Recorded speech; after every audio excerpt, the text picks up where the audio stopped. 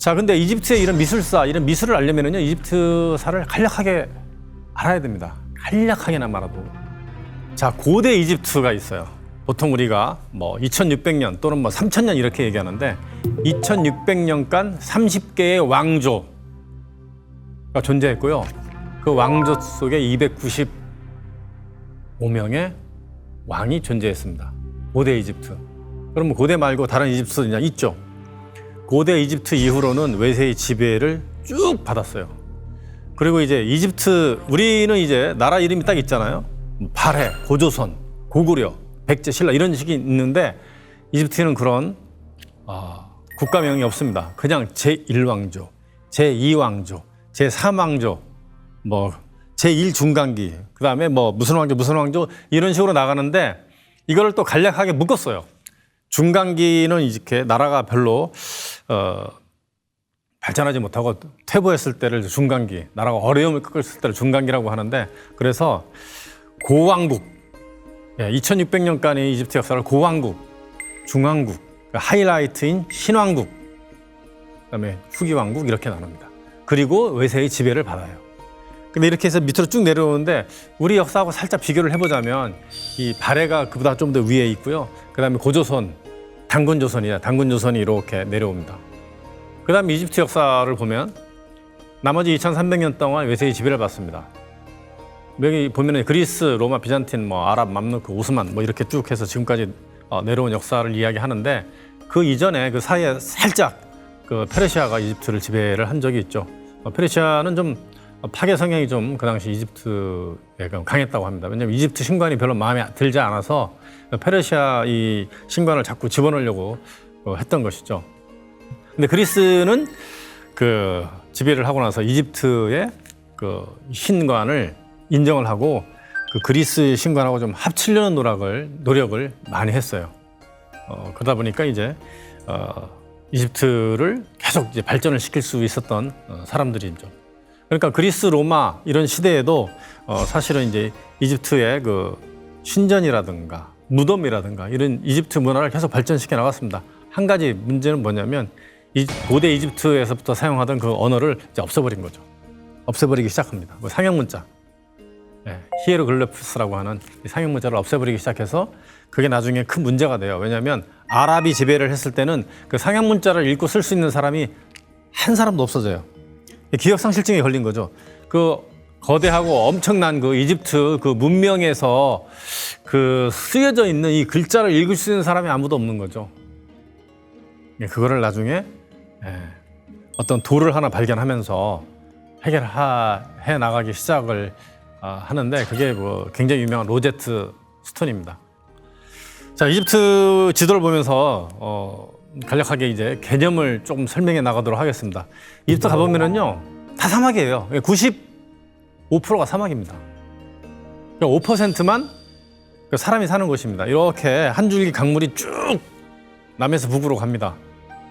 아프리카 적도 남쪽 빅토리아 폭포에서 시작을 해가지고 쭉 한 6,000km 이상 북쪽으로 와서 지중해로 빠져나가는 세계에서 두 번째로 긴 강이죠. 아마존강 다음으로.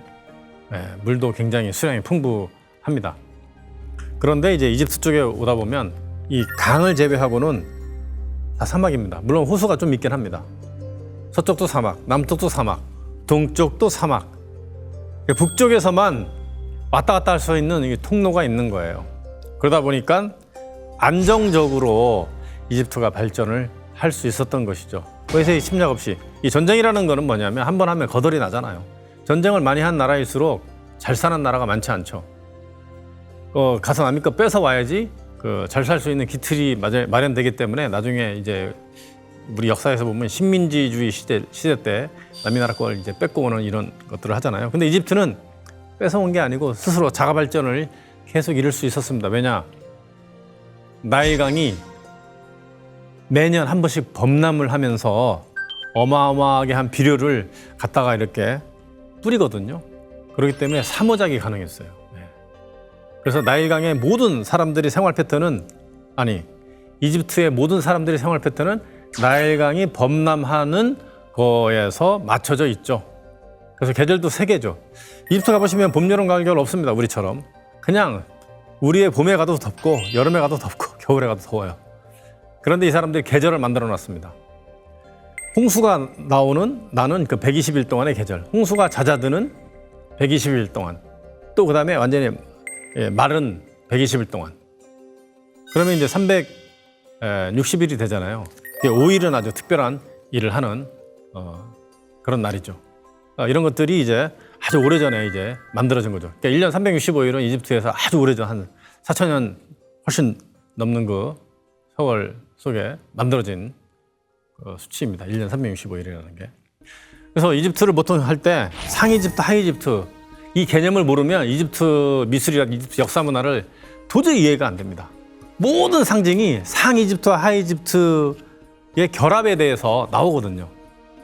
그러니까 상이집트의 상징이 따로 있고 하이집트의 상징이 따로 있기 때문에 이 기본적인 패턴을 꼭 알아야지만 되는데 하이집트라는 것은 나일강 하류에 있기 때문에 하이집트예요.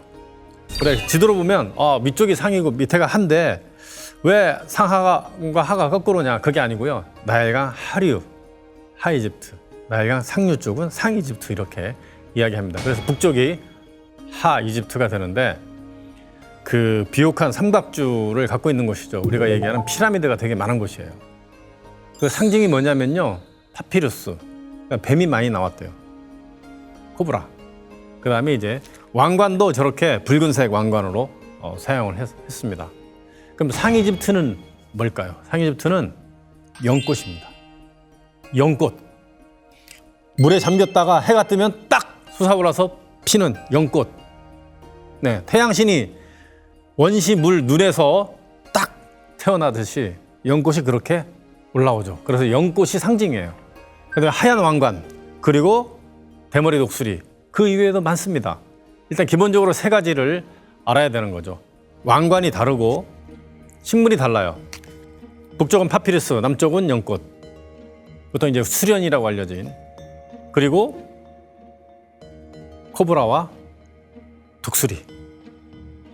이 정도 개념을 알면 이제 이집트인들이 남겨놓은 그림이라든가 어떤 장신구라든가 어떤 조각이라든가 그 신전에 나와 있는 이런 것들을 이해할 준비가 갖춰져 있는 것입니다.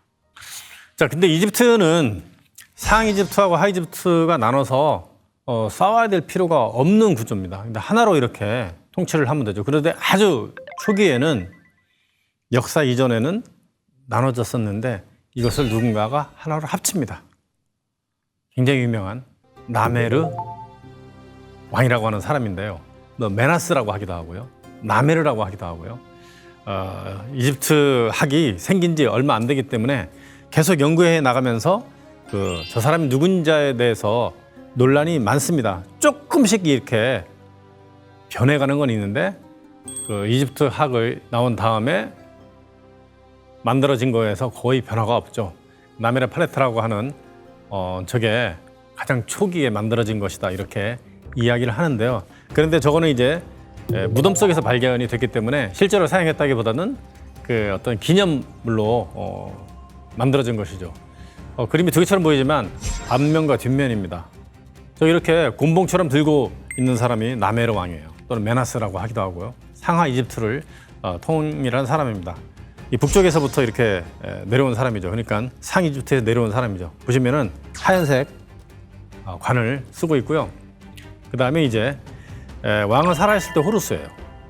호루스. 그래서 이 앞에 이제 호루스의 모습이 이제 앉아 있고 그 외에 다양한 이렇게 상징을 이야기하는 그림들이 있습니다. 맨 위에는 이제 황소가 이렇게 뿔 달려서 이렇게 두 개 있는 것이죠. 황소. 이 황소라는 건 뭐냐면 황소 힘이 세잖아요. 엄청 세죠. 그리고 이제 가장 순수하고 풀만 뜯어먹고 하얀색 우유를 내놓기 때문에 황소가 왕의 상징입니다. 그러니까 파라오의 상징이에요. 파라오의 힘의 상징. 그러다 보니까 지금 저 나메르의 꼬리에 보면 나메르 등에 보면 이제 황소 꼬리를 이렇게 달고 있는 모습을 하고 있습니다. 그러니까 이제 황소같이 힘이 세고 권위가 있다. 또 뭐 다산을 상징하기도 하고 그러다 보니까 이 황소를 숭배하는 문화가 이집트 내내 이어져 내려옵니다. 이집트 내내. 이집트는 아까 여러 신들이 있는데 여러 신들의 모습은 막 바뀌어요. 막 하이브리드 되기도 하고, 뭐 태양신하고 호루스가 합쳐지기도 하고, 뭐 여러 가지 상태로만 변형하기도 하고, 그 이집트 수도가 막 옮기면서 이제 주신의 그 위치가 서로 막 이렇게 변하기도 하고 하는데, 황소는 변함이 없었어요. 황소는. 맨 뒤에 가서 황소 숭배에 대한 이야기를 쭉 할 텐데요. 뭐 아피스, 뭐 세라피움, 뭐 세라피스 이런 이야기로 나오는데 이게 나중에 그리스로 넘어가면 이제 사람의 모습으로 이제 변하게 되죠. 그래서 이제 황소의 형상이 있고요. 또 이 곤봉을 들고 있는 왕 뒤에는 조그마한 사람들이 있어요. 이 이집트에서 사람을 표현하는 모습이 다 달라요. 왕이라든가 또 높은 지위에 있는 사람은 특히 이제 왕은 크게 그리고 부인이 됐든 아니면 그 밑에 있는 그 장군이 됐든 그 누구도 왕보다 작게 그립니다. 이게 무릎 밑에 조그만하게 그리죠. 그 뒤에 조그만하게 서 있는 저 사람은 그 시중이에요. 그러니까 쉽게 얘기하면 비서실장이죠. 보면 이제 그 샌들을 들고 있습니다. 비서실장을 뭐라고 그러냐 하면요. 신발을 들고 있는 자라는 뜻입니다. 신발을 들고 있는 자. 신발이 금으로 만들어지기도 하지만 정교하게 잘 만들어졌어요. 그래서 이 신발이 굉장히 이제 귀하죠. 그래서 이 신발을 이렇게 들고 있는 모습을 하고 있고요. 그래서 이제 하나로 이렇게 이제 합치면서 피라미드를 만들기 시작을 합니다. 피라미드는 뭐 사왕조 이때부터 나오기 시작해요. 피라미드는 그 전부터 해서 이렇게 나오기 시작하는데 우리가 1, 2, 3, 4에서 30왕조 있다고 했잖아요. 뭐 4왕조, 5왕조, 6왕조 이런 식으로 해서 쭉 나오기 시작을 합니다. 사실 피라미드에서 미이라가 발견된 적이 없습니다. 그 어떤 피라미드에서도 미이라가 발견된 적이 없어요. 독을 당한 것도 아닌데 말이죠. 그래서 과연 피라미드가 이 파라오를 묻기 위해서 만들어 놓았던 것인가라는 의구심들이 되게 많습니다. 물론 어떤 거는 독을 당했을 수도 있겠죠. 네. 그런데 미이라가 없어요. 발견된 적이 한 번도 없습니다. 자, 어쨌든 저 지도에서 보면은 피라미드는 주로 북쪽에 있다는 것을 알 수가 있습니다. 북쪽으로. 풍부한 곡창지대에 주로 이렇게 많이 만들어졌어요. 이집트는 역대 피라미드를 100개 정도 만들었다고 하는데 현재 발견이 된 것은 한 40개 정도라고 합니다. 그것도 이제 멀쩡하게 남은 것은 많지 않죠.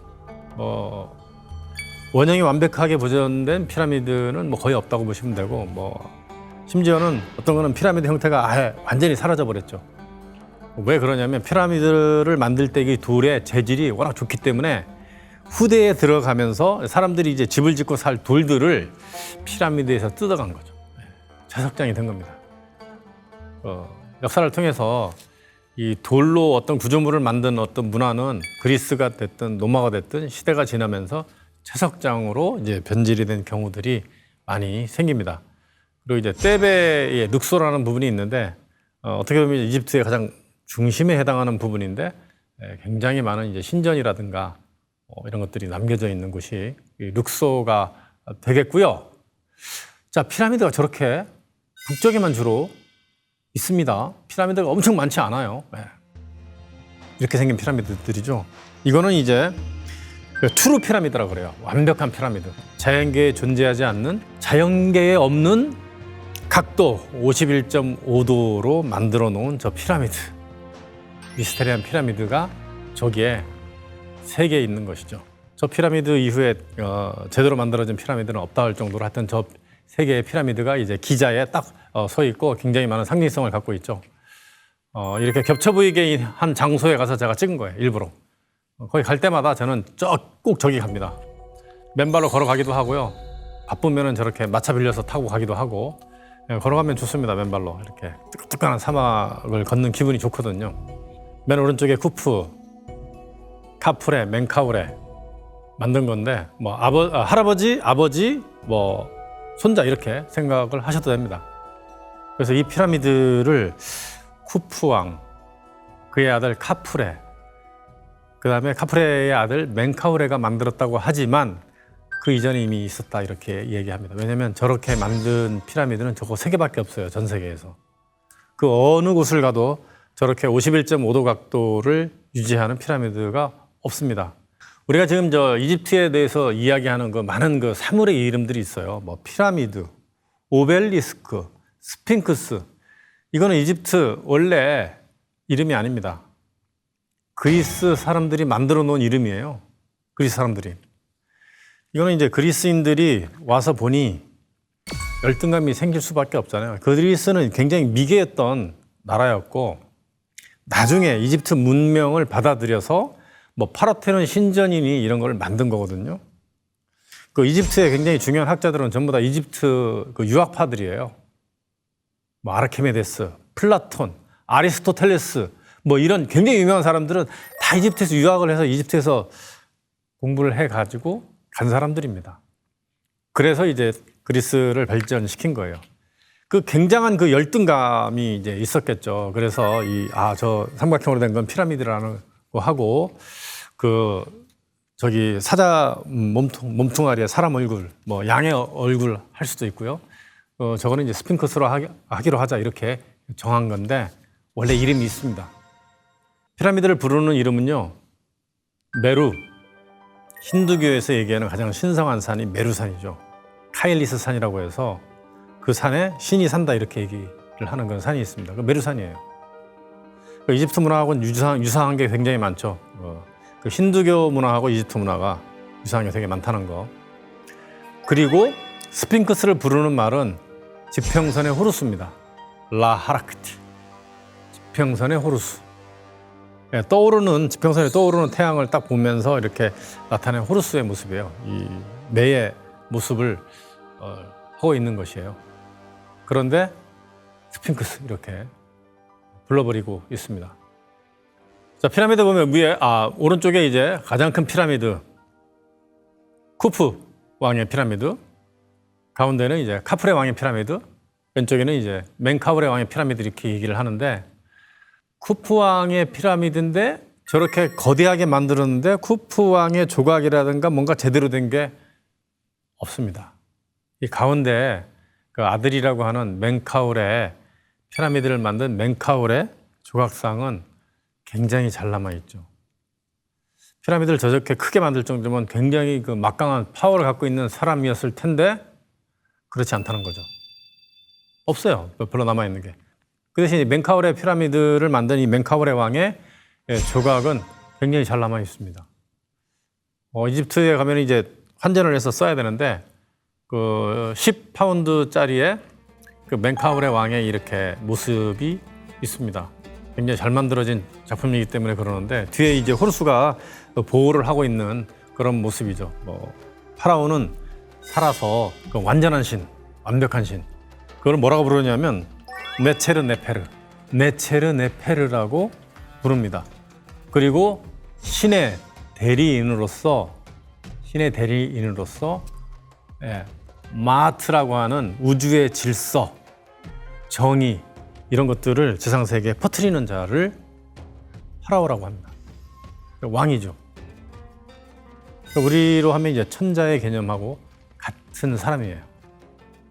그러면서 이제 신이라고 불렸던 그 사람들이 바로 파라오인데, 그런데 중요한 것은 저런 조각상들을 왜 만들었냐 이거죠. 도대체 이 조각상들을 왜 만들었을까요? 그것도 저 돌이 굉장히 단단한 돌입니다. 다이아몬드 다음으로 단단한 돌들이 있는데 그 돌이 바로 저 섬노감이라는 거예요. 검은색. 지금 피라미드 있는 데서 남쪽으로 640km 떨어져 있는 아스완이라는 곳에 채석장에서 가져왔어요. 배로 이렇게 끌고 갔겠죠. 섬노감은 섬노감이나 아니면 다이아몬드라든가 아니면 어떤 쇳덩어리, 단단한 쇠가 있어야지 저거를 가공을 할 수 있습니다. 저 당시에는 철기 시대도 아니고 뭐 청동기 약간 그 정도 있었던 시기인데 저걸 어떻게 만들었을까? 굉장히 한 번쯤 생각해 봐야 될 그런 의문점이거든요. 근데 저런 것들을 왜 만들었을까? 뭐 뒤에 가서 설명을 하겠지만 이집트인들은 사람이 죽으면 바와 카로 나눠진다고 생각했어요. 우리가 이제 영혼 이렇게 얘기하잖아요. 그러니까 영과 혼이 따로 분리돼서 따로따로 움직인다 이렇게 생각을 했습니다. 영을 바라고 했어요. 바는 뭐냐면 이제 새의 모양으로 해서 홀홀 날아다닌다. 뭐 우주까지도 날아다닌다 이렇게 얘기를 했고요. 호는 카라고 했습니다. 카. 원래 자신의 몸뚱아리로 들어간다. 그게 이제 바로 미이라입니다. 미이라로 다시 들어간다 이렇게 얘기했어요. 그런데 미이라가 영원히 보존이 되는 게 아니지 않습니까? 그럼 미이라가 중간에 파괴가 되면 미이라 대신 들어가야 될 어떤 몸뚱아리가 있어야 돼요. 그거를 카 조각이라고 합니다. 카 조각. 굉장히 중요한 개념인데요. 이집트인들의 무덤을 파보면 저 카 조각상이 굉장히 많이 나온다고 합니다. 사실 우리로 치면은 이제 그 무덤 속에 들어가는 건 백이죠. 혼백할 때 정신 혼백이 할 때 혼백할 때 이제 백인데 이집트에서는 이제 그런 세분화하지 않고 바와 카 이 두 가지 정도로만 나눠서 저렇게 상징으로 그 죽은 사람의 이름을 부르지 않으면 사라지잖아요. 이집트도 똑같아요. 코코라는 애니메이션에 보면 죽은 사람의 이름을 누가 불러주지 않으면 영원히 소멸이 돼버리는 그런 장면이 나오는데, 자, 이집트 미술은 누구를 위한 거다? 사후세계에 여행하는 사람을 위한 건데 신에게 잘 보이기 위해서고요. 그런데 그것을 주문한 사람들은 누구냐면 왕이나 아니면 돈 많은 귀족들입니다. 직업체계가 뚜렷했기 때문에 이렇게 피라미드 형태로 되어 있었어요.